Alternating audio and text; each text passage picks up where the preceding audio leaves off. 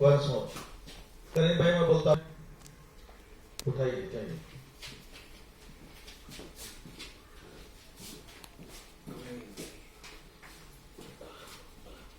दरोगा साहब, रिपोर्ट लिखिए।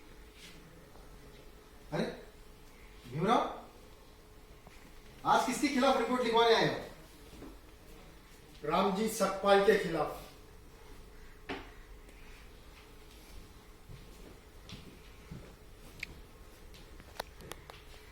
मेरे बाबा ने क्या किया है? मुझ पे हाथ उठाया है। क्या राम जी ने तुम पर हाथ उठाया? Yes sir. ये व्हाइट में जा अरे कैश एक्शन। अरे भीमराव, आज किसके खिलाफ रिपोर्ट लिखवाने आए हो? रामजी सकपाल के खिलाफ।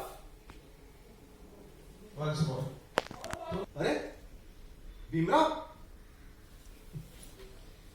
आज किसके खिलाफ रिपोर्ट लिखवाने आए हो? सर, रामजी सकपाल के खिलाफ।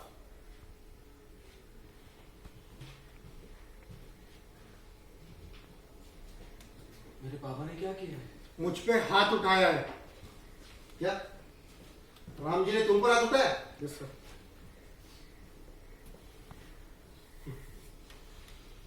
ठीक है, लिखता हूं। पहले रामजी सकपाल के बेटे का तो रिपोर्ट लिख लेता हूं। बोलो भीमराव, आज किसके खिलाफ?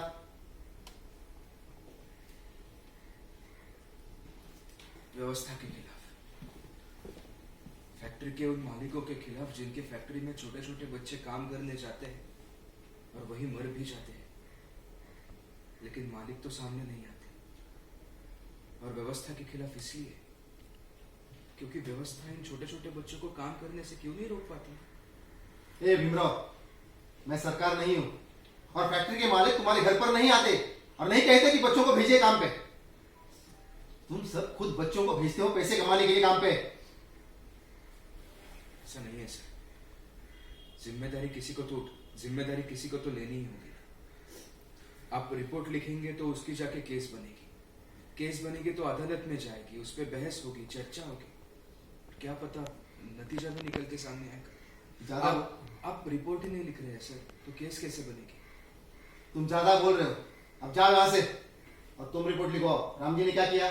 देखिए सर, मैं क्या कह रहा हूँ। चुप रहो, थोड़ी देर चुप रहो, या जानबूझकर चिल्ला रहे हो ताकि मैं तुम्हारे बाप के खिलाफ रिपोर्ट ना लिख सकूं?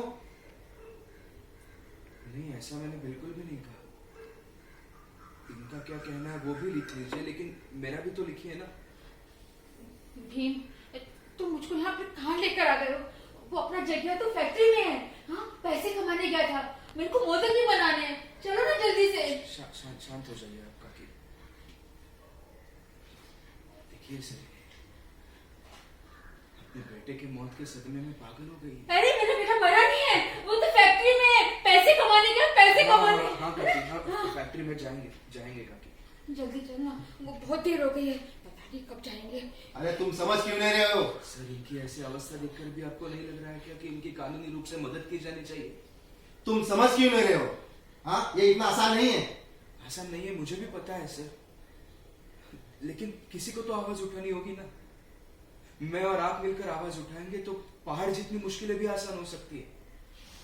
अरे कहाँ तुम तकलीफ उठा रहे हो? बच्चे अपनी मर्जी से काम पे जाते हैं, पैसे कमाते हैं, फिर उनके आई बाबा भी खुश और बच्चे भी खुश। बस तुम ही एक दुखी हो। नहीं सर, आप गलत, ऐसा नहीं है। आप सोच के बताइए, खेलने कूदने के, पढ़ने की उम्र में कौन सा बच्चा चाहेगा कि वो फैक्ट्री में जाके काम करे? थोड़ी कोशिश करते हैं ना सर।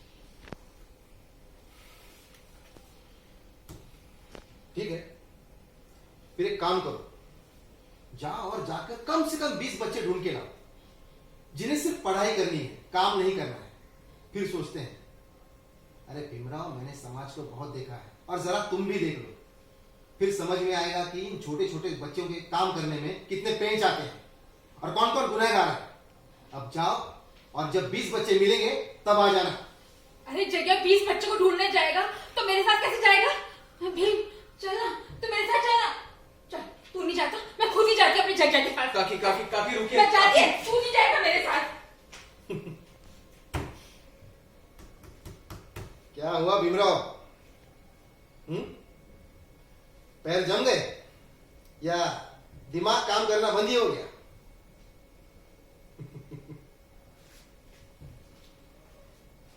जाऊंगा और 20 बच्चों को ढूंढ के लाऊंगा सर। वैसे तो सबूत अदालत में पेश किए जाते हैं, लेकिन इस बार लड़ाई शुरू होने से पहले ही वो भी करूंगा। दरोगा जी चलिए, अभी रामजी सतपाल को गिरफ्तार करके ले आते हैं। चलिए, अब तो उनका बेटा भी हमारे साथ ही है। घर तक तो यही लेके जाएगा ना। हाँ? चलो भीमराव, कानून और न्याय की रट लगाए रहते हो। अब उम्मीद करता हूं कि हमें रोकने की कोशिश नहीं करोगे। चलो माइक छिपा दे, एक्शन। चलो भीमराव, कानून और न्याय की रट लगाए रहते हो। अब उम्मीद करता हूं कि तुम हमें रोकने की कोशिश नहीं करो। चलो